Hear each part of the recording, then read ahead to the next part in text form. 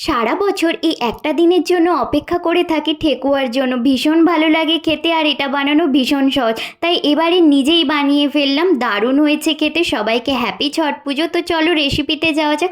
প্রথমে 2 কাপ আটা নিয়ে নিয়েছি, 1 কাপ সুজি। আটার থেকে সুজির পরিমাণ একটু কম থাকবে। এলাচগুলো ছাড়িয়ে নিয়েছি, অনেকটা পরিমাণে মৌরি, 2 চামচ গুঁড়ো চিনি, 1 কাপ গোটা চিনি, নারকেল কোড়া, আর নারকেল কুচি করেও দিয়েছি। ওপরের খোলাটা যে শক্ত থাকে ওটা ছাড়িয়ে কুচি কুচি করে নিয়েছি।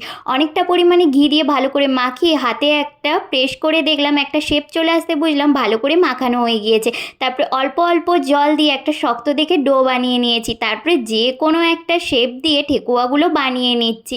আমি এখানে অল্প গোল করে চ্যাপ্টা করে একটা খাঁটির সাহায্যে পাতার ডিজাইন দিয়ে দিলাম। তো তোমাদের কাছে যদি অন্য কোনো ডিজাইন দিতে ভালো লাগে সেই রকম দেবে। তবে আমার এই ঠেকুয়াগুলো তোমাদের কেমন লাগছে অবশ্যই কিন্তু জানিও। তেলটা হালকা গরম হতেই ঠেকুয়াগুলো আমি ভেজে নিচ্ছি। তবে 2 মিনিট ছাড়া ছাড়াই ঠেকুয়াগুলো উল্টাতে থাকবে, তাহলে বেশ সুন্দর দুধারটাই একদম লাল লাল হয়ে ভাজা হবে। আর দেখো কতটা সুন্দর ক্রিস্পি, ভেতরটা